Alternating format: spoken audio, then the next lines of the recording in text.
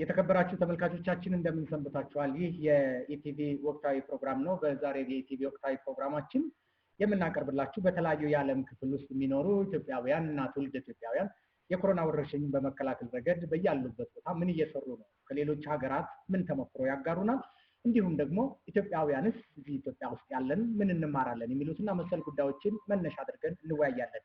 ለዚህም እንግዶችን ጋብዘናል። እንግዶቻችን በአውስትራሊያ ሀገርን አህጉርም የሚኖሩ ናቸው። እያንዳንዳቸውን አስተዋውቃችኋለሁ። የመጀመሪያው እንግዳችን አቶ አቡላ አጓ ናቸው። እዛው ሲድኒ የሚኖሩ ናቸው። ሁለተኛው እንግዳችን አቶ ግርማ ፈይሳ እዛው አውስትራሊያ ሲድኒ ነው የሚኖሩት። ሌላኛው እንግዳችን አቶ በሪሁን ደጉ ይባላሉ። በአውስትራሊያ የኢፌድሪ በባለሙሉ ስልጣን አቶ በሪሁን ደጉ ይባላሉ። በአውስትራሊያ የኢፌድሪ ኤምባሲ በባለሙሉ ስልጣን ሚኒስትር ማዕረግ ምክትል ሚስዮን መሪ ናቸው። እንዲሁም ብፁዕ አቡነ ጴጥሮስ ጥበቡ የምስራቅ አውስትራሊያ እና የኒውዚላንድ አህጉረ ስብከት ሊቀ ጳጳስ ናቸው። እንግዶቻችን ስለመጣችሁ በጣም እናመሰግናለን። በኢቢሲ ተመልካቾች ስም በጣም እናመሰግናለን። እኛም እግዚአብሔር ይስጥልን። በጣም ጥሩ። እስኪ ብፁዕ አቡነ ጴጥሮስ በርሶ ልጀምር። እስኪ በአባት ይጀመራል። በኢትዮጵያ ባህልም እንደ በአውስትራሊያ ባላችሁበት አካባቢ የኮሮና ወረርሽኝ ምን ይመስላል? በተለይ እርሶ በሚያስተዳድሩበት አህጉረ ስብከት አካባቢ። በስመ አብ ወወልድ ወመንፈስ ቅዱስ አሐዱ አምላክ። እግዚአብሔር አምላካችን የተመሰገነ ይሁን። በጣም ጥንቁቅ ናቸው የዚህ ሀገር ሰዎች። ህጋቸውም ጥሩ ነው፣ ሀብትም አላቸው፣ እውቀቱም አላቸው። ሰውም መንግስትና ህዝብ በደንብ ይደማመጣሉ። ስለዚህ ልክ ወዲያው ጉዳዩ እንደመጣ በጣም ተደናግጠው ብዙ ነገሮችን አቋረጡ። ስብሰባም እንዳይሰበሰብ አደረጉ። ደረጃ በደረጃ ወዲያው ዝግት አላደረጉም። ዝም ብለው መጀመሪያ 100 ሰው አሉ። ከዚያ ቀጥሎ 50፣ 10 እዚያ 2 ድረስ አደረሱት። አሁን ከ2 ደግሞ ወደ 2 እንደገና ወደ 3 ሊያወጡ እየሞከሩ ነው እና በጣም ጥሩ ነው። በዚህ ምክንያት ቤተክርስቲያናችን ያው አገልግሎት አንሰጥም። 2 ሰው ብቻ ነው የምንሰጠው። እንደዚህ ቀልድ የለም። እዚህ ሀገር አንድ ህግ ከተሻረ ተሻረ ነው። ህገወጥ ከሆነ ህገወጥ ነው ማንኛውም ሰው። ስለዚህ እንደ ኢትዮጵያ ምንም አይደል ብሎ መንገድ አቋርጦ መሄድ ክልክል ነው እዚህ ሀገር እና በጣም ጠንቃቆች፣ በጣም ደስ የሚሉ ሰዓት ነው። ህግ ነው። እንደውም የኛ ሰው ዘልዛላም ስለሆነ የሆነ በርዝዴይ ምናምን ብሎ 14 ሰዎች አንድ ቦታ ተገንተው እያንዳንዳቸው 2,000 ወደ 14,000 ብር ከአንድ ቤት ቅጣት ተቀጥቷል። እዚህ ነው ያለውበት ከተማ እና በዚህ መሰረት ጠንቃቃ ነው። እኛ ግን እግዚአብሔር ረድቶን ይሄ በቴክኖሎጂው ተረድተን ከህዝቡ ለመድረስ ሞክረናል። ፌስቡክ ምናምን አዘጋጅተን የሀገረ ስብከቱ ካህናት በየጊዜው ልክ መንግስት የሚያደርገው ነው እየተከታተልን የነበረ። መንግስት 10 ሲያደርግ እኛም 10 ወዲያውኑ ከካህናት ጋር እየተሰበሰብን እነሱ የሚያደርጉትን በጥንቃቄ እየተከተልን አገልግሎታችንም እነሱ በሚሰጡት መመሪያ እግዚአብሔር የሚሰጠንን የኛን መንፈሳዊ አገልግሎት እያገለገል በጥሩ ሁኔታ ነው ያለነው። ግን ቀላል አይደለም። ጥሩ። አቶ በሪሁን ወደ እርሶ ልምጣ። እርሶ እንግዲህ ምክትል ሚስዮን መሪ ናቸው በኢፌድሪ ኤምባሲ አውስትራሊያ በሚገኝ ማለት ነው። ምን ይመስላል? እስኪ የኮሮና ወረርሽኝ በመከላከል ረገድ ኢትዮጵያውያን እንዴት ተጋፈጣችሁት፣ ራሳችሁንም እንዴት ተከላከላችሁ የሚለውን እስኪ ያጋሩን። እሺ፣ አመሰግናለሁ። አሁን አባታችን ካቀረቡት የተለየ ሀሳብ የለኝም። ያው እዚህ ገና ምልክቱ እንደታየ አስፈላጊውን ጥንቃቄ አድርጓል መንግስት። እኛም ያው ያንኑ አክብረን በሚሰጡን መመሪያ መሰረት እየተንቀሳቀስን ብዙም እንደተፈራው በሌላው ዓለም ላይ እንደምናየው እንደ በአውሮፓ በአሜሪካ ሰፊ ጉዳት አልታየም እና በእኛም ኮሚኒቲ በኩል እንዲህ በዚህ ችግር የተጎዳ እስካሁን ድረስ ሪፖርት የተደረገ ነገር የለም። ያው ጥንቃቄው ጥሩ ነው። ያው በጥሩ ሁኔታ ነው ያለን። አቶ አቡላ ምን ይላሉ? በኔ በኩል እንግዲህ ምንድነው በአጠቃላይ አውስትራሊያ መንግስት ራሱ የቻለ ስልጣንና ኃላፊነትም ስላለው በዚህ ኃላፊነት በመጠቀም አንደኛ በመጀመሪያ ደረጃ ያደረጉት በተለይ የአውስትራሊያ ህዝብ አዌርነስ እንዲያገኝ ስለ ኮሮና ቫይረስ ከዛ በመቀጠል ደግሞ ፐብሊክ ሄልት ኦርደር የሚባል ያስቸኳይ ጊዜ አዋጅ እንደማለት ነው በኢትዮጵያ አወጁ እና በዚህ መሰረት እንግዲህ ያው እያንዳንዱ ሰው የተወሰኑ ተግባራት እንዲያከናውን የሚያደርግ ነው አንደኛ ከቤት ለመውጣት ስትፈልግ ሱቅ መሄድ ወይንም ደግሞ ከቤት ለመውጣት ስትፈልግ ደግሞ ወደ ስራ ከቤት የማትሰራ ከሆነ ወደ ስራ እንዲሁም ደግሞ በተለይ ትምህርት ቤት የሚሄዱትና የቻልኬር የሚሄዱትን ለዛ ምክንያት ከሆነ በስተቀር ከቤት መውጣት ክልክል የሆነበት ጊዜ ነበር አንዱ እንደ ቅድሚያ ሁኔታ ያስቀምጡት ደግሞ በተለይ መድኃኒት ህክምና በተመለከተ ከሰው ከቤት ሊወጣ የሚችልባቸው ምክንያቶች ናቸው እና መጨረሻ ኤክሰርሳይዝ በሌላ በኩል ደግሞ ሰዎችም በብዛት አንድ ቦታ እንዲሰበሰቡም አይፈቅድም ጋብቻ ከሆነ 5 ሰው ለቅሶ ከሆነ ደግሞ 10 ሰው ከዛ በላይ ሰው እንደማይፈቀድ እና በዚህ መሰረት ህጉ በጣም ጠበቅ ስለነበርና ብዙ ሰዎችም የተወሰኑ ሰዎች ቅጣትም አገኝቷል ልክ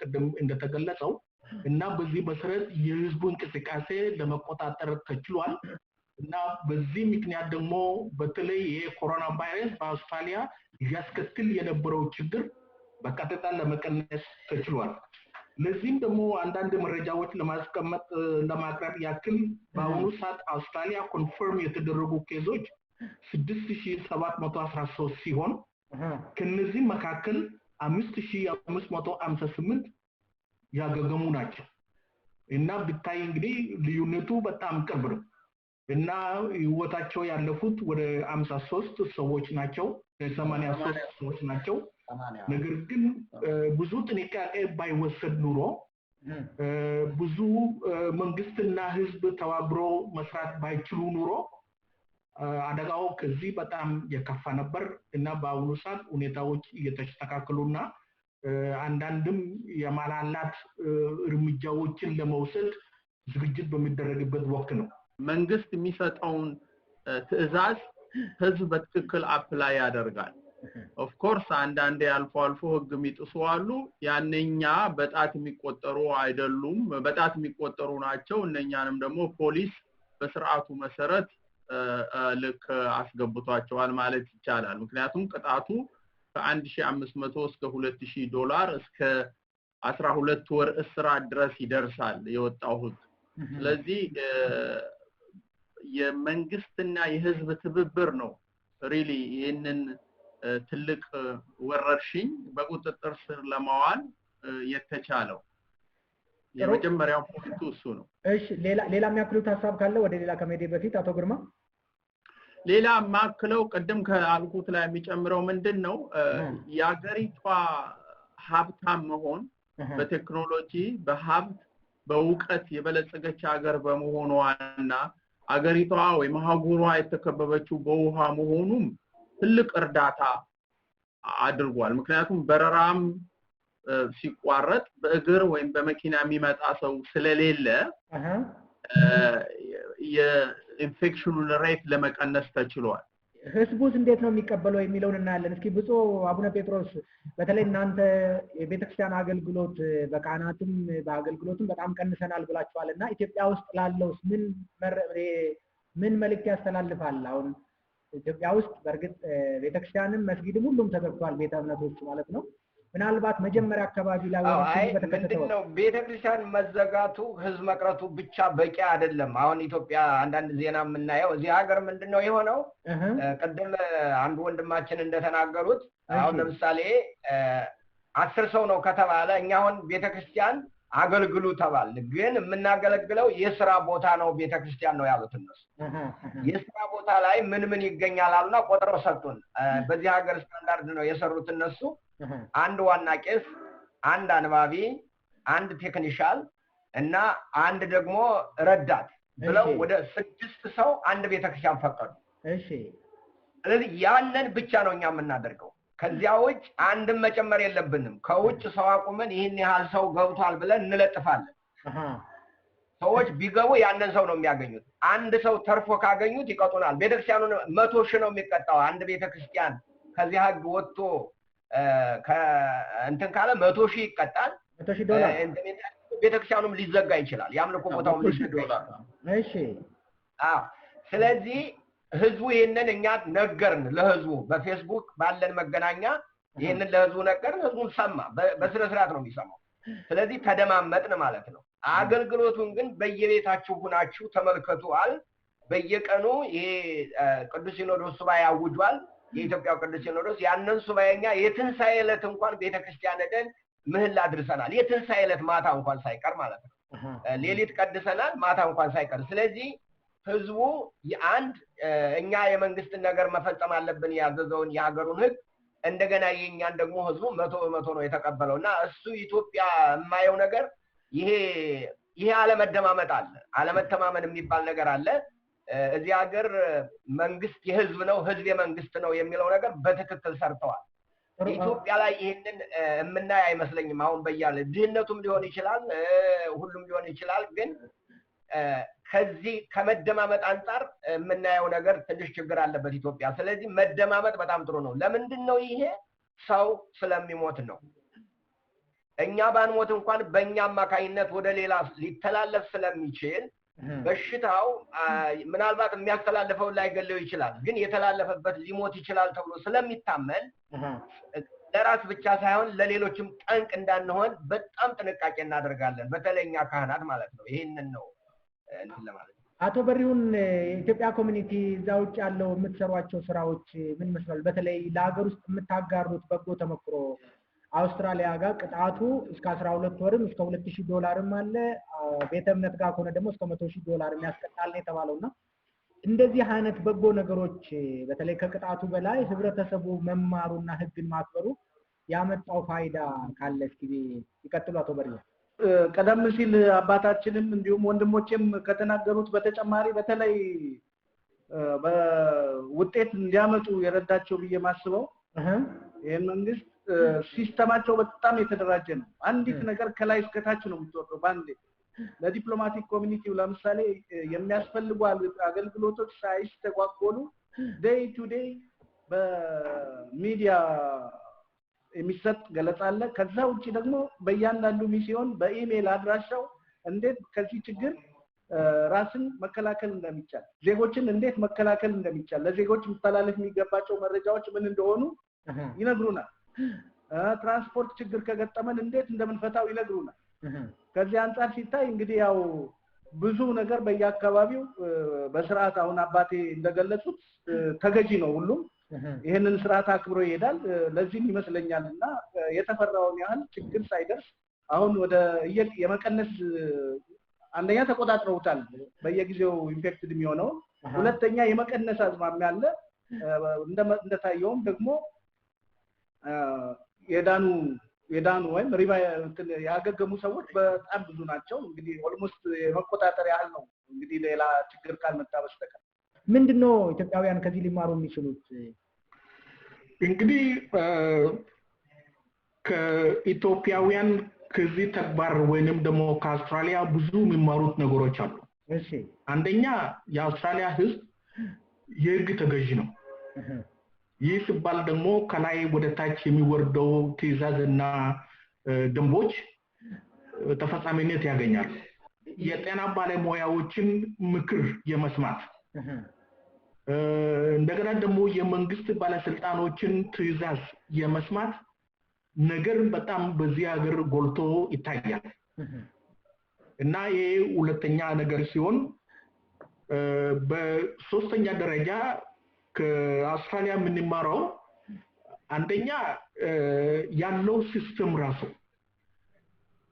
በጣም የተቀናጀና ህዝብና መንግስት አብሮ የሚናበብና አንድ ላይ የመስራት ሁኔታ በጣም በከፍተኛ ደረጃ ይታያል እና በዚህ ላይ ደግሞ እንግዲህ ህጉ መጣ ሲባል ወይም ያስቸኳይ ጊዜ አዋጅ መጣ ሲባል በዛ ኮንዲሽን ውስጥ ነው የመጣው ህጉ ራሱ ያደረገ ነገር የለም ግን ህዝቡ ለህግ ተገዢ ስለሆነና ህዝቡ በአጠቃላይ የባለስልጣናት ትዕዛዝና መምሪያ እንደውም ደግሞ የጤና ባለሙያዎችን ምክር የሚሰሙ በመሆናቸው ምክንያት ነው በአጠቃላይ ይህ ኮሮና ቫይረስ በአውስትራሊያ ሊያስከትል የሚችለው ጉዳት ማስከተል ያልቻለው። አቶ ግርማ ወደ እርሶ ልምጣ። አሁን ኢትዮጵያ ውስጥ አርቲስቶች፣ የጤና ባለሙያዎች፣ መንግስትም ቤተ እምነቶችም ሁሉም የሚችሉትን ያክል እየሰሩ ነው አሁንም ወደፊትም ማለት ነው እና በተለይ ኮሮና ወረርሽኝ ላይ ግንዛቤ በማስጨበጥና ግንዛቤ በመፍጠር ረገድ ነገር ግን ብዙ ለውጦች አልመጡም የሚሉ ትችቶች ይሰማሉና ምን ይላሉ እርሶ? እንዴት በሆነ መንገድ ወይም በእንዴት አይነት መንገድ ቢያስተምሩ ቢያስጠነቅቁ ነው ለውጥ ሊመጣ የሚችለው በህብረተሰቡ ዘንድ? ይቀጥሉ አቶ ግርማ። ከአስተማሪው ሳይሆን ከተማሪው ችግር ያለ ይመስለኛል። ምክንያቱም የህክምና ይሰማል አሁን? አዎ ጥሩ ነው፣ ይቀጥሉ። እሺ ከአስተማሪው ሳይሆን ከተማሪው ችግር ያለ ይመስለኛል። ያ ማለት ምንድነው? ጋዜጠኞችም አርቲስቶችም ወይንም ደግሞ ከሁሉ በላይ ደግሞ የህክምና ባለሙያዎች ህዝቡን ማድረግ የሚገባውን ነገር እንዲያደርግ ሲነግሩ የመስማት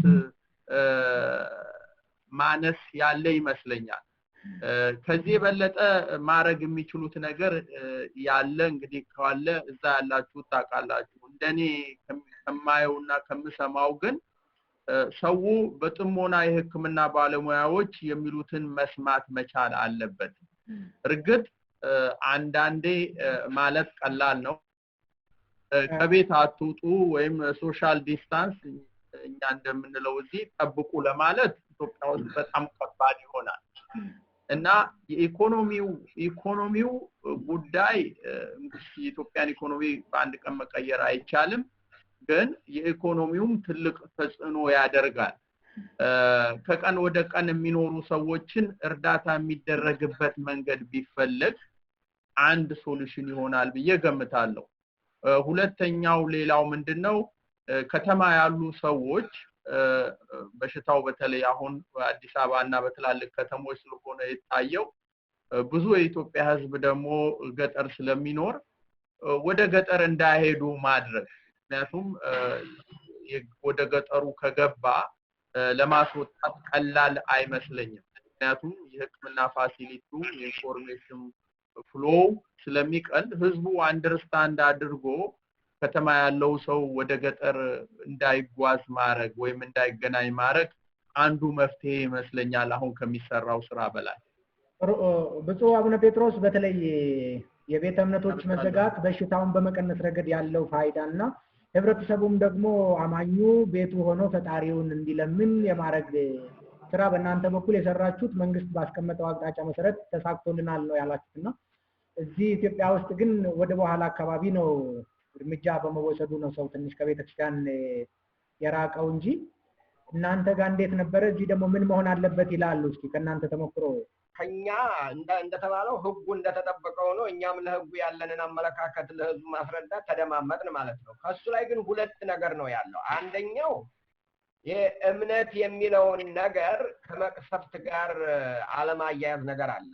እኛ አማኞች አይደለን እንዴት የሚለው ነገር አለ። ይሄ መቅሰፍት ነው፣ መከራ ነው። መቅሰፍት ሁልጊዜ መጽሐፍ ቅዱስም የእግዚአብሔር ቃልም እንደዚህ አይነት ነገር ተገለሉ ነው የሚለው እንጂ ተጋፈጡ የሚባል ነገር የለም እና እግዚአብሔርን አትፈታተኑት የሚል ነገር አለ። እሱ አይነት ያልበሰለ የእምነት ያልበሰለ የአማኝነት አካሄድ አንደኛው እሱ ነው። ሁለተኛው ብዙ ህዝብ ኢንፎርሜሽን አይሰማም። እውነት ነጋገር ከተባለ ይህንን የሚሰማው ዜና የሚሰማ ቴሌቪዥን የሚሰማ የሚያይ ሬዲዮ፣ ጋዜጣ እነዚህ ነገሮች የሚያደርግ ነው። ይሄ የሌለው ህዝብ ብዙ ነው። እውነት ነጋገር ከተባለ በተለይ አማኙ ይሄ የሌለው ሽማግሌው ትልልቁ ሰው ይሄ የለው እና ይሄን እንዴት እንደሚረዳም ከባድ ነገር ነው። አንድ ሶስተኛው ደረጃ ግንዛቤ ራሱ ይሄ ይገላል የሚለው ነገር ሰው እንደቀላል ነገር ነው የሚያየው።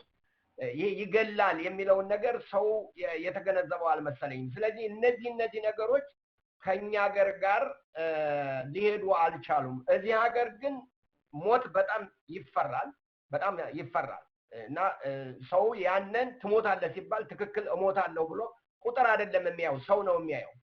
የኛ ግን ሰው ሞተ ስለተባለ ሌላ ሀገር ቁጥር አድርጎ ነው የሚመለከተው ነው አይደለም። ሰው ነው የሚሞተው። ስለዚህ ይሄንን ሰው መረዳት ያለበት ይመስለኛል እና እምነትን ከመቅሰፍት ጋር እምነትን ደግሞ ከዚህ ከሪያሊቲ ከሀቅ ጋር ማያያዝ በጣም አስፈላጊ ነገር ነው። ሌላው ደግሞ የኢንፎርሜሽን ክፍተትም ያለ ይመስለኛል። የመጨረሻው ወንድሜ ቅድም እንዳለው ድህነቱ ራሱ ቀላል ነገር አይደለም። ቅድም ወንድሜ እንዳለው የዚህ ሀገር እንትን መጀመሪያ ይሰጣቸው በጤናማው ዘመን ይሰጣቸው ከነበረው የጡረታም የስጦታም ገንዘብ እጥፍ ነው የተጨመረላቸው ሰዎቹ ቁጭ እንዲሉ እና ስለዚህ ሰው እስከበላ እስከጠጣ ድረስ መቀመጥ እንኳን ተቸግሯል። እንኳን ተርቦ ሊቀመጥ እዚህ መቀመጥ እንኳን ችግር ነው እዚህ ሀገር እንኳን ራብ ሲጨመርበት ማለት ነው። ስለዚህ እነዚህ ሁሉ ተሰባስበው ነው የኛን ሀገር እንዳይሰማ የሚያደርገው። ደግሞ በመጨረሻ የምለው ነገር አለ። ይሄ ፖለቲከኞችን ያለመደማመጥ፣ ፖለቲከኞችን ያለማመን፣ መንግስትን ያለማመን ነገር በኢትዮጵያ ሞልቷል። ይሄ አለመተማመን የሚባለው ነገር በእውነት ላይ አለመተማመን በቃ በኢትዮጵያውያን እንደ ባህል ሆኗል ብዬ አስባለሁ። ባህል አድርገውታል አለመተማመንን ባህል ማድረግ። እነዚህ ነገሮች አጠቃላይ ህግን እንዳይፈጽሙ አድርገዋል ብዬ አስባለሁ። ከኔ የተሻለ ሌሎቹ እንትን ሊሉ ይችላሉ። ኢትዮጵያን በመደገፍም ለዚህ ተጋላጭ የሆኑ ለመርዳትም ምን እያደረጋችሁ ነው? በተለይ የኢትዮጵያ ማህበረሰብ አውስትራሊያ ያላችሁ አቶ በሪው።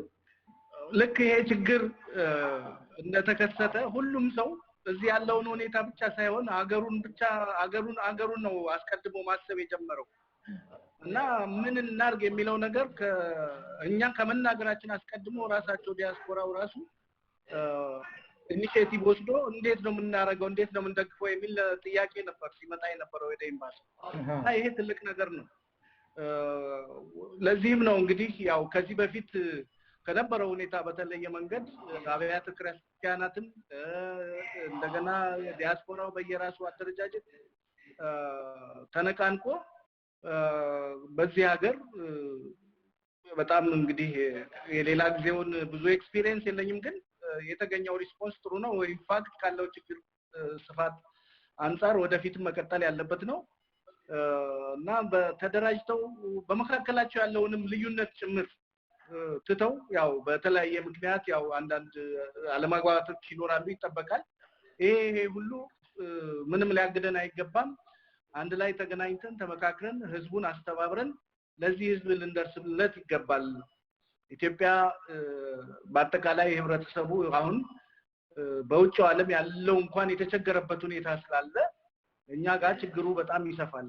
ስለዚህ ለዚህ ህዝብ አሁን ልንደርስለት ይገባል ብለው ስራ ተከፋፍለው ተደራጅተው ኮሚኒቲውን እየቀሰቀሱ ገንዘብ ድጋፍ እንዲያደርግ የማሳመን ስራ መስራት የተጀመረው በዚህ ነውና እኛም እንግዲህ ያው አጠቃላይ በአገር አቀፍ ደረጃ ከተካሄደው እንቅስቃሴ ጋር ተያይዞ ኢሚዲየትሊ ወዲያውኑ አስፈላጊውን ድጋፍ ለነሱም ጭምር ያደረግን አካውንት ከፍተን ያንኑ አካውንት አስተዋውቀን ከዛ በኋላ ደግሞ ያለውን ችግርም የሚጠቅስ ደብዳቤ ጽፈን ለነሱ ሰጠናቸው። እነሱ በተለያየ አይነት መንገድ ለህብረተሰቡ አዳረሱት። ህብረተሰቡ በዚህ መንገድ መልስ መስጠት ጀመረ ማለት ነው እና ያለው ሁኔታ ይሄን እና እጅግ ጥሩ ነገር ነው። ግን ያው ወደፊት ችግሩ ቀጣይ ነው። ብዙ ልምድ የምናየው ከውጭ ሀገር የብዙ መመርመር በቻሉ ቁጥር በሽታውን የመግታት አቅም አለና ለመመርመሪያ ኪቶች እንደገና ደግሞ ይሄንን ስራ የመከላከል ስራ የሚሰሩትን ሰዎች ደግሞ መጠበቅ በጣም ከባድ ስራ ነው። ይሄን አስቀድሞ መንግስት መስራት እንዲችል የህክምና ባለሙያዎች የመከላከያ መሳሪያዎች እንደገና ዲስፖዜብልስ የተለያዩ ግባቶችን ለማግኘት ሰፊ የገንዘብ ፍላጎት አለበት። በዚሁ ላይ በሀገራችን እንግዲህ ሁላችን እንደምናውቀው የገቢ ምንጮቻችን አሁን እንደ ድሮ በተሟላ መንገድ እየተንቀሳቀሱ አይደለም። አየር መንገዳችን ስራው ተስተጓጉሏል። የውጭ ምርቶቻችን ተስተጓጉሏል። ስለዚህ መንግስት መደገፍ አለበት። የውጭ ዜጋን ህይወትን ለማትረፍ የግድ መንግስት ጋር ቆመን መንግስት የሚችለውን እንደየፍላጎት በየአካባቢው እንደሚታየው ፍላጎት ኮኦርዲኔት አድርጎ ችግሩን በተቀናጀና በተናበበ መንገድ መፍታት እንዲችል መንግስት ሊደገፍ ይገባል ለዚሁ ስራ ያው መንግስት እንደምናየው ይሄንን ስራን እየሰራ ያለው አገር ቤት ላይና ለዚሁ ስራ ያው አጋርነታችንን መቀጠል አለብን ባይ ነኝ። እርግጥ ይሄ ኮሮና የሚባለው በሽታ የአገር ህልውና የማስቀጠልና ያለ ማስቀጠል ጉዳይ ነው። ህዝብን የማዳን ጥያቄ ነው እና ይሄ ደግሞ እያንዳንዱ ዜጋና እያንዳንዱ ሰብአዊ ፍጡር የሚሰማውና ሊያድርግ የሚገባው ነገር ማድረግ የሚያስችለው ጥያቄ ነው። ምክንያቱም የህይወት ጉዳይ ስለሆነ፣ ምክንያቱም የሀገር ጉዳይ ስለሆነ፣ ምክንያቱም የህልውና ጥያቄ ስለሆነ እና በዚህ ምክንያት እንግዲህ እዚህ በሲድኒ የምንገኝ ኢትዮጵያውያን በተለይ በጋራ ተቀምጠን ምን ማድረግ ይገባናል የሚለው የተወሰኑ ሰዎች ተቀምጠው ውይይት አድርጓል። ምክንያቱም አንደኛ በአውሮፓ የደረሰው እልቂት አይተናል፣ ሰምተናል፣ አንብበናል። በአሜሪካ የደረሰው ያለው እልቂት በሬዲዮ ሰምተናል፣ በቴሌቪዥን አይተናል፣ እንደውም ደግሞ በጋዜጣና በተለያዩ ዶክመንቶች አንብበናል። ስለዚህ አገራችን ካለው ተጨባጭ ሁኔታ ያለው ውስን የሰው ያለው ውስን ሪሶርሶች ያለው ውስን የጤና ባለሙያዎች ያለው ያኗኗር ዘይቤ በአጠቃላይ ይቺ በሽታ አገራችን ቢደርስ ምን ያክል የከፋ ጉዳት እንደሚያስከትል ስለተሰማን ማድረም ስላልቻል አንድ ነገር ማድረግ አለብን ብለን ተነሳን። እና በዚህ ምክንያት እንግዲህ ታስክ ፎርስ ተቋቋመ። የዚህ ታስክ ፎርስ ዋና ዓላማ ሁለት ነበሩ። አንደኛ ገንዘብ ማሰባሰብና ለኢትዮጵያ ህዝብ መድረስ መንግስት ያደረገ ያለው ጥረት ድጋፍ መስጠት፣ በሁለተኛ ደረጃ ደግሞ በተለይ ማቴሪያል በማሰባሰብ በኩል በተለይ የጤና ባለሙያዎችና ህዝቡም ራሱ ለመርዳት በሚያስችል መልኩ መንቀሳቀስ ስለሚያስፈልግ በእነዚህ በሁለቱ ዓላማዎች ላይ ተነስተን ህዝቡን አስተባብረን ከኤምባሲው ጋርም ደግሞ ተባብረንና ከኤምባሲው ጋርም ሰርተን ፕሮሞሽንም በማድረግ መድረስ የሚገባን ቦታዎች ሁሉ ለመድረስ በሚያስችል መልኩ እንቀሳቀሰን በአሁኑ ሰዓት በሲድኒ የሚገኙ ኢትዮጵያውያን እና ትውልደ ኢትዮጵያውያን ከ22,000 ብር በላይ ዶላር በላይ ለማሰባሰብ ችሏል። 22,000 ዶላር ከ22,000 ዶላር በላይ ለማሰባሰብ ችለናል። እና ደግሞ ይሄ ጉዳይ የሚቀጥል ጉዳይ ስለሆነ በአሁኑ ሰዓት ከፍተኛ ጥረት እያደረግን ነው። የኢትዮጵያ ችግር እንደዚህ በቀላል የሚቀረፍ አይደለም። እንኳን አይደለም ኢትዮጵያ ይቅርና እነኚህ እንኳን በገንዘብም ሆነ በእውቀት በጣም የለቁ አገሮች ብዙ ችግር አጋጥሟቸዋል። እኛ በተለይ እድል አጋጥሞን በሰው ሀገር የምንኖር ኢትዮጵያኖች የሀገራችንን ችግር ሰው ሊያስረዳን አያስፈልግም። እኛ በደንብ ጠንቅቀን እናውቀዋለን። ከኛ የበለጠ ለወገኖቻችን የሚቆረቆርና የሚያዝን ሰው ሊኖርም አይገባም። ስለዚህ ዛሬ ኢትዮጵያ ህዝብ ችግር እንደ ዳመና በላው ላይ አንጃምቧል። በዚህ ችግር ሰዓት መድረስ አለበት። ማንኛውም ኢትዮጵያዊ አውስትራሊያም ሆነ ሌላው ዓለም ያለ ኢትዮጵያዊ በዚህ ሰዓት ለሀገሩ መድረስ አለበት የሚል እምነት አለኝ። ምክንያቱም መንግስት ብቻውን የሚወጣው ነገር አይደለም፣ በአይናችን እያየን ነው። እዚህ እንኳን የምንኖርበት ሀገር የህዝብ 100% ትብብር ባይኖር ኖሮ ይሄንን በሽታ ሊቋቋሙት አይችሉም ነበር። ህዝቡ ከመንግስት ጋራ እጅና ጓንት ሆኖ ነው የሚሰራው። መንግስት የሚሰጠውን ትዕዛዝ በትክክል ይቀበላል፣ አታድርጉ የሚባለውን አያደርግም። መንግስት ደግሞ ህዝቡ የሚፈልገውን ነገር ቤዚክ የሆኑ ነገሮችን ያሟላል። ግን ኢትዮጵያ ይሄ ሁሉ ፋሲሊቲ የለም። ስለዚህ በተለይ ገንዘብን በሚመለከት ማቴሪያል እነኛ ያደጉ ሀገሮች እንኳን ተዘጋጅተው ስላልነበረ ማንም በአለም ላይ ተዘጋጀ መንግስት ስላልነበረ ድንገት የመጣ በሽታ ስለሆነ ሁሉም ገንዘብ ያለው ቶሎ ተሯሩጦ ገዛ። እንደኛ አይነት አገር ደግሞ ገንዘብ ፈልጎ እንደገና ተሯሩጦ መግዛት ምን ያህል ጊዜ እንደሚፈጅ ለማንም ድብቅ አይደለም። ስለዚህ እኛ ማድረግ የምንችለው በዚህ ሰዓት ገንዘብ ማሰባሰብ ነው እና ይሄ ጥሪው ጠሪና ተጠሪ የሌለው ሁሉም ኢትዮጵያዊ ሊያስብበት የሚችል ምክንያቱም ግሎባል ነው የአፒደሚኩ ግሎባል ነው እና የኛን ቤት እዚህ የምንኖርበት ስላንኳኳ ሌላ ሰው ነጋሪ አያስፈልገንም። ኢትዮጵያ ምን ሊሆን እንደሚችል ሁላችንም መገመት እንችላለን። እኔ ለማጠቃለል አንድ የምሰጠው ሐሳብ ቢኖር ይሄ በሽታ መድኃኒት የለውም። መድኃኒት ስለሌለው ከመያዝ በፊት ነው ጥንቃቄ ነው መድኃኒቱ።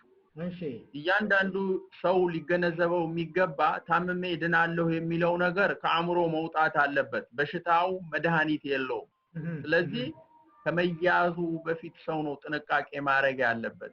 አቶ አቡላ በተለይ አሳንሶ የማየት ሐሳቦች ሊኖሩ ይችላሉ እና በተለይ በጤና ባለሙያም በመንግስት የሚነገሩ ነገሮች የበሽታውን አስከፊነት በተመለከተ ምን ይላሉ? እንግዲህ ዋና ትልቁ ጥያቄ የጤና ባለሙያዎች እያደረጉት ያለው ተጋድሎ ቀላል አይደለም። በዛ መሰረት ደግሞ የነሱንም ምክር በመስማት እነሱ የሚያስተላልፉት ምክሮች ሁሉ ተቀብሎ ሰው ራሱ ቢጠናቀቅ ብዙ ነገር መስራት ይቻላል። አቶ ግርማ ምን ይላሉ? አሳንሶ ለሚያዩት ምናልባት ምክር ለማይሰሙ ወይም እንደው በቸልተኝነት ለሚያዩትም የሚዘናጉም ሰዎች ሊኖሩ ይችላሉ ኢትዮጵያ ውስጥ። የበሽታው ከባድነትን ካለመረዳት የሚመጣ ይመስለኛል ችልተኝነቱ። እንደ አውሮፓም እንግሊዝ፣ ጣሊያን፣ ስፔን የመሳሰሉት ሀገሮች በሺ የሚቆጠሩ ሰዎች ሞተዋል እና ይሄ አይነት አስከፊ የሆነ ኮንሲኩዌንስ ያለው በሽታ በቀላሉ መታየት የለበትም። ኢትዮጵያ ከገባ እንዴት እንደሚወጣ እንግዲህ እግዚአብሔር ብቻ ነው የሚያውቀው። ስለዚህ ነገሮችን በቸልተኝነት ማየት አያስፈልግም። ሞት እንግዲህ ሁለተኛው ቤታችን ቢሆንም የምንሄደው ባልተጠራንበት ሰዓት እንድንሄድ መደረግ የለበትም መሆንም የለበትም። ስለዚህ ሞት ሁለተኛ እድል የለውም። ስለዚህ ሰዎች ሞትን እንደ ቀላል ማየት የለባቸውም። እዚህ ሀገር ትልቁ ሰውን የሚያስተባብረውና በተለይ አውስትራሊያ ስል ነው እዚህ ሀገር ስል ሞትን በጣም ነው የሚፈሩት። ሞትን ስለሚፈሩ ከሞት ጋር ለተያያዘ ነገር ትልቅ ጥንቃቄ ይሰጣሉ እና የኢትዮጵያ ህዝብም ይሄንን መገንዘብ ያስፈልገዋል። በሽታው በህክምና የሚድን አይደለም፣ መድኃኒት የለውም። መድኃኒት አልተገኘለትም፣ ገና እየተፈለገ ነው። ስለዚህ ሰው በቸልተኝነት ራሱን አሳልፎ ለሞት መስጠት የለበትም። አገሩንም ወገኑንም ቤተሰቡንም ማጉደል የለበትም እና ጥንቃቄ ከሚያስፈልገው አንደኛ ነገር ሰው እንደ ሱሳይድ እንደማለት ራስን እንደማጥፋት ማለት ነው። ማንም ሰው ሌላውንም ይዞ እንደመሄድ ሌላውንም ለሞት መዳረግ አለ። አዎ ራሱም ጠፍቶ ሌላውንም ይዞ ነው የሚሄደው እና ይሄንን በንጹህ በሰው ህሊና አስተሳሰብ ስናየው ማንም ማድረግ የሚፈልግ ያለ አይመስለኝም። ስለዚህ ይሄ ሁሉ ከችለተኝነት የሚመጣ እንጂ ከሌላ አይደለም እና ችለተኝነትን ወደ ጎን ብንተው ይሻላል። ብዙ ችላ የምንላቸው ነገሮች አሉ። እነ ፌስቡክ ወሬዎች የመንግስትንና የህክምና ባለሙያዎች የሚሰጡትን ወሬ ማናናቅ እነኚህ የመሳሰሉ ናቸው መቅረት ያለባቸው እንጂ ጥንቃቄ መውሰድና መስማቱ ተገቢ ነው ባይነኝ እኔ። በጣም ጥሩ። አቶ በሪሁን ማጠቃለያ ሐሳብ ከርሶ ልስማና ወደ ብፁዕ አቡነ ጴጥሮስ መጣለው። በተለይ አሳንሶ ለሚያዩ ሰዎች ምን ይላሉ? እንደው ከአውስትራሊያም ምን ሊማሩ ይገባል? አንዳንድ አባባሎች አሉ። ይሄ እኛ አረቄ እንጠጣለን በርበሬ እንበላለን በኤድስ ጊዜ ሲባል የነበረ አሁን ደግሞ እየተደገመ ያለ አባባል ኮሮና ኢትዮጵያውያንን አይነካም ከነ በሚዲያ ላይ የወጡ ለእናንተ የመጣ በሽታ አይደለም እያሉ የሚያዘናጉ ኃይሎችም አሉ። ይሄ ስህተት ነው። እግዚአብሔር ሰውን የሚረዳው እንደ አባቴ ይገልጹበታል። በራስ በኩል ማድረግ የምትችለውን ነገር ስታረግ ነው የምትታገዘው። ስለዚህ ዜጋው እየራሱ በእያንዳንዱ በግሉ ማድረግ የሚገባውን ነገር አድርጎ ጸሎትም ካለ የተዘረጋውን ስርዓት ተከትሎ ጸሎት ማድረግ ነው ያለበት ምንም ሳያደርጉ እንዲሁ ዝም ብሎ በአባባል ብቻ ኢትዮጵያ ትድናለች እንደዚህ ተብሎ መዘናጋት ለጥፋት ይዳርጋል ችግሩ ደግሞ አሁን ቀደም እንደተገለጸው አንድ ሰው ራሱ ሲዘናጋና በሽታው ሲጠቃ ለሌላም ጠንቅ ነው የሚሆነው እና ይሄንን መረዳት አለበት ለራሱ ብቻ አይደለም ለሌላም ይተርፋል በሽታ አጠቃላይ ህብረተሰቡ በዚህ ውስጥ ያሳያለው ነገር ተጠናክሮ መቀጠል አለበት መመገቡ በጣም ከባድ ቀውስ ነው የሚያስከትለው እና በማህበራዊ አኗኗራችን በአጠቃላይ ሲስተሙ የኛ ሶሳይቲ ትስስር አለው እና ለምኖ መብላትም ራሱ አስተጓጉሏል ይሄ ክስተት ማለት ነው ህዝቡ የመረዳዳቱን አንድ ቤተሰብ ሌላውን ቤተሰብ የመርዳቱን ነገር አጠናክሮ ቢቀጥል ጥሩ ነው ላለው በጣም ጥሩ ከዛ በተጨማሪ እንግዲህ ሌላ ግድል ስለሌለኝ አንድ ነጥብ ስለ ዳታው በአጠቃላይ እሺ አሳጥረው የተሰበሰበውን ገንዘብ መጠን ማለት ነው እሺ በአጠቃላይ የተሰበሰበው ገንዘብ በድምሩ ወደ 74-75 ሺህ የሚሆን ተሰብስቧል ይሄ እንግዲህ ወደ በዚህ በጎፈንድሚ እንደገና ደግሞ በተለያዩ አካባቢዎች በየራሳቸው ተደራጅተው ኮሚኒቲዎች በየአካባቢያቸው ከላኩት ውጪ እና ይሄ በጣም ትልቅ ነገር ነው በድጋሚ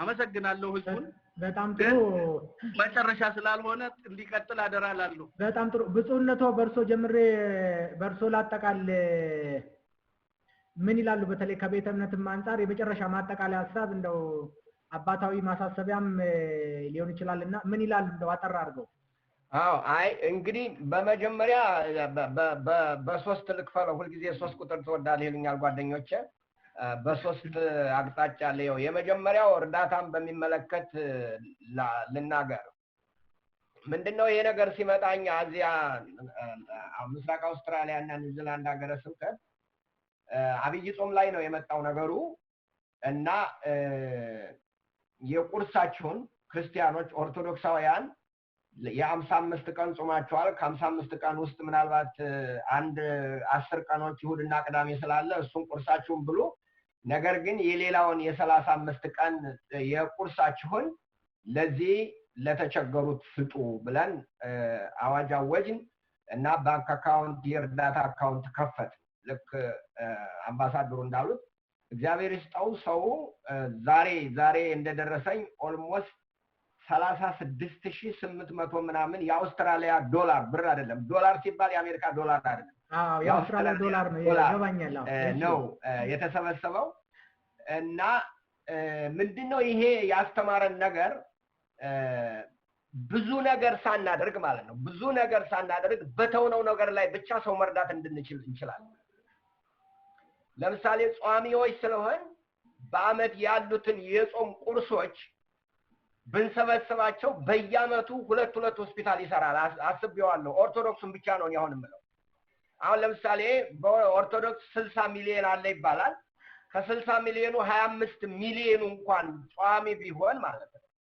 በአመት ከ195 እስከ 225 ቀኖች ጾሞች አሉ እነሱን እሁድ ቅዳሜን አውጥተን 160 ቀኖች ብለናቸዋል እሺ 160 ቀን 25 ሚሊዮን ህዝብ 2 ብር ቢያወጣ በቀን ማለት ነው እሱን 160ን በ20 ሚሊዮን አባዛው እርዳታንና ግዴታን ለይተን እንወቅ ነው ያልኩት እርዳታ በጎነት ነው ቸርነት ነው እሱን እኛ እንሰጣለን በነገራችን ላይ የኛ ሰዎችም ሰጥተዋል ለምባሱ አንዳንድ ሰዎች እዚህ ለማምለጥ ሞክረው እኛ ለምባሱ ሰጥተናል እኛ አይደለም የምባሲው ለምባሱ ሰጣቸዋል ይሄ ግን ጾማችሁ ነው የተዋችሁት ነው አምጡ ያልኳችሁ ከበላችሁ አብይ ጾምን ችግር ነው ካልበላችሁ ግን ያልበላችሁትን እሷን የተዋችሁትን ለእግዚአብሔር ቃል የገባችሁትን እሷን አምጡ ነው ያልናቸው በእውነት ነው የምነግራችሁ እግዚአብሔር ይባርከው የአውስትራሊያ በተለይ የምስራቅ አውስትራሊያ ህዝብ በጣም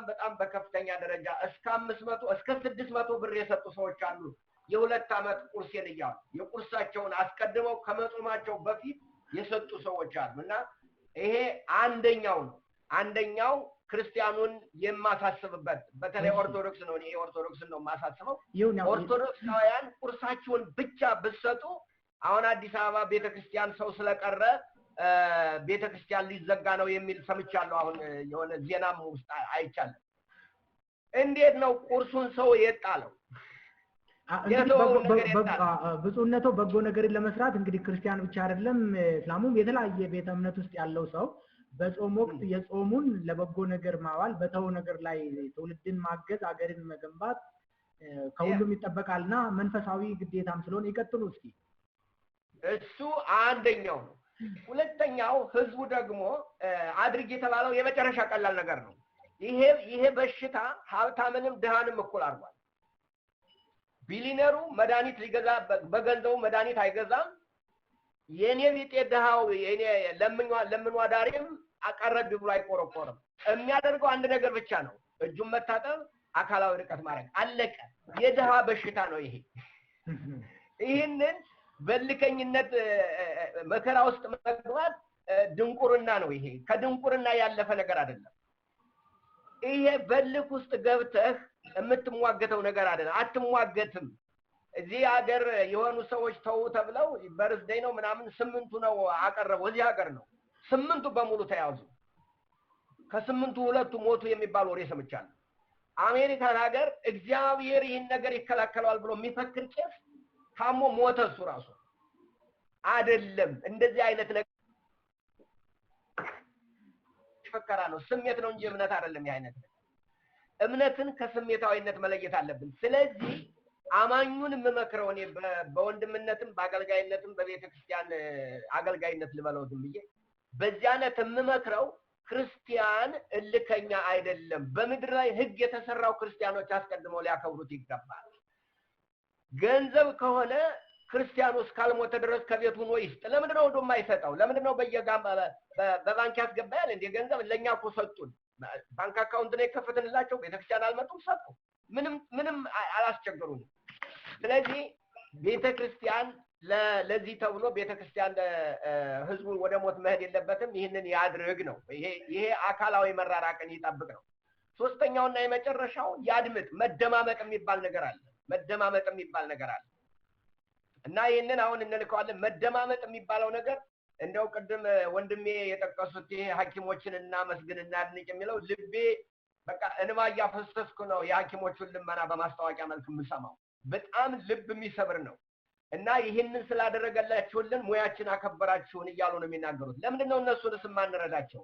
ቅድም እንደተባለው ይሄ ትልልቅ ሆስፒታል ያለው ሀገር ይሄ ዓለምን ያስተዳድራል እየተባለ ሲፈከርለት የነበረው ሀገር እንኳን ዓለምን ራሱን ማስተዳደር አቅቶት ይኸው 54,000 ወገኖቹን ቀብሯል አሜሪካ። አሁን 1 ሚሊዮን አፌክትድ ሆነዋል። 1 ሚሊዮን 2 ሚሊዮን ነው በዓለም ያለው፣ ግማሹን አሜሪካ ወስዳለች።